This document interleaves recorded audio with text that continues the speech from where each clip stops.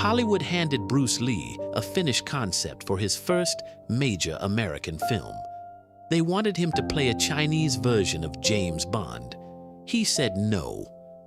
What he demanded instead became one of the most successful action films ever made, and almost nobody outside the production ever knew the fight happened.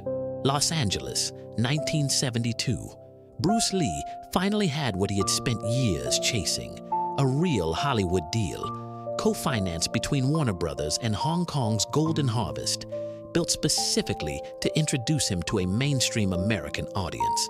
After years of being passed over for leading roles, after watching a television concept he developed get handed to another actor, this was supposed to be his moment.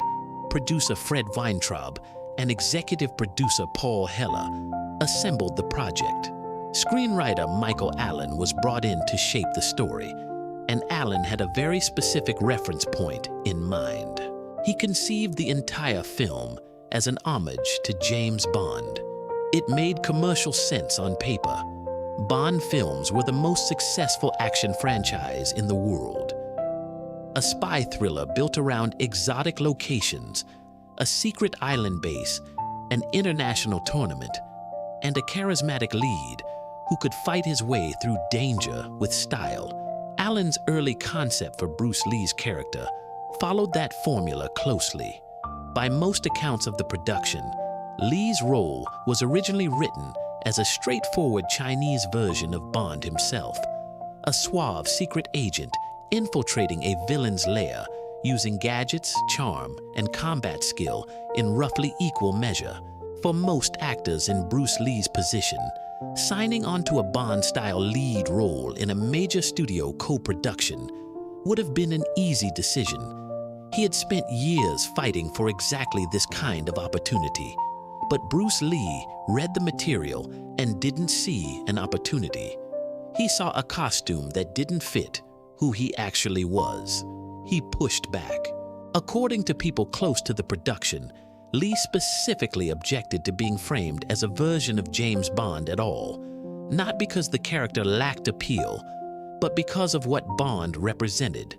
James Bond was built as a symbol of British intelligence and, by extension, British imperial reach, a globe-trotting agent whose authority came from the empire he served.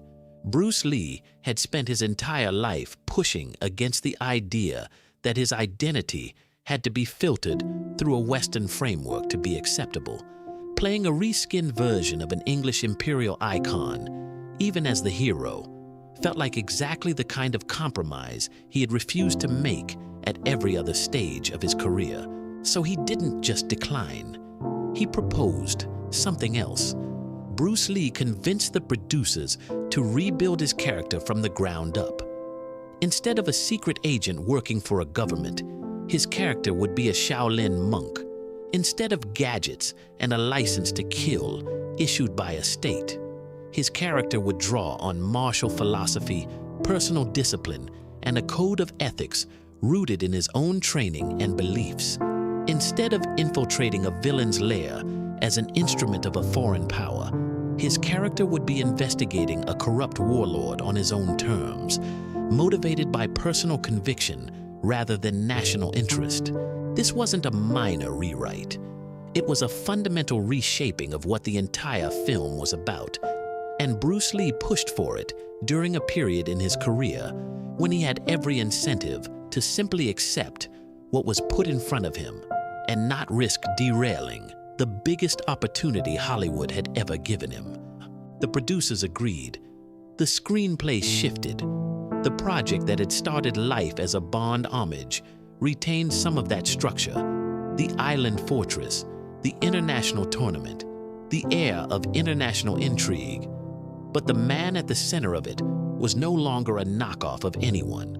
The film took its title from a phrase Bruce Lee himself had wanted to use earlier in his career: "Enter the Dragon."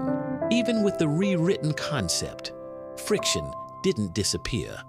Lee and Allin reportedly clashed repeatedly during the writing process, disagreements serious enough that producer Weintraub at one point told Lee, He would fire the screenwriter, though he never actually followed through. Lee privately viewed the project as a transitional film, something he described as a B-movie that would simply serve to introduce his talent and his approach to a Western audience, a stepping stone rather than a final statement. He had no way of knowing it would become the most important film of his career, or the last one he would see completed.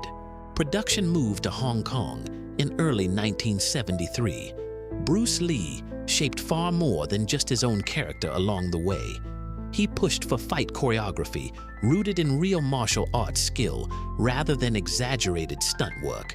He insisted on casting decisions that reflected genuine athletic ability, including bringing in Chuck Norris's training partner Bob Wall and considering Norris himself for a role.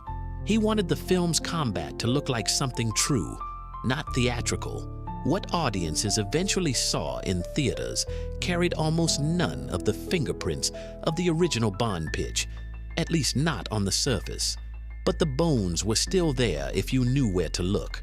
The globe-spanning intrigue, the secret fortress, the tournament structure built to showcase one fighter after another. Allin's instinct that Bond's formula could work as a framework wasn't wrong. What Bruce Lee refused to accept was the idea that he had to disappear inside someone else's symbol to make that formula work for him. Enter the Dragon was released in August 1973, weeks after Bruce Lee's sudden death at 32 years old. He never saw the response. The film became a massive global success, eventually grossing far beyond its modest budget and introducing martial arts cinema to a mainstream Western audience on a scale that had never happened before. Critics and historians have spent decades since comparing it to the Bond franchise it was once meant to imitate, often calling it a low-budget spy thriller with martial arts in place of gunplay. Some film historians have since argued that, had Bruce Lee lived to make more films in this vein, he might have built an action franchise capable of rivaling Bond's box office dominance outright, instead of merely echoing its structure from the outside. There's a strange footnote to this story that rarely gets mentioned. Shortly after Lee's death, producers tried to build a quasi-sequel to Enter the Dragon, a film originally titled The Shrine of Ultimate Bliss, intended to reunite familiar faces and ride the momentum of Lee's breakout success. The producers approached George Lazenby, the actor who had played James Bond himself in On Her Majesty's Secret Service, to take a lead role. It fell apart almost immediately once word spread that Bruce Lee wouldn't be part of it.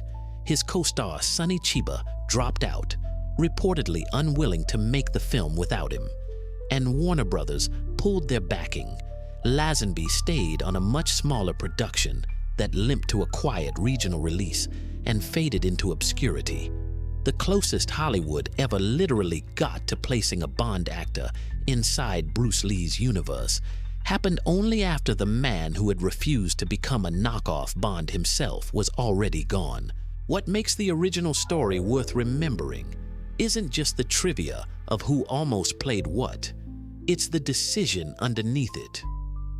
Bruce Lee had every commercial reason to accept the easier version of the role he was offered, a part built on a formula that already worked, wrapped around a symbol the entire world already recognized.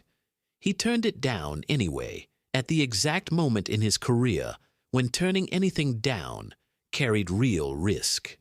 He understood something that took the industry around him decades longer to fully accept. Audiences don't need a familiar face wearing someone else's identity. Sometimes, the most commercially successful choice is simply letting an original become exactly what he already was.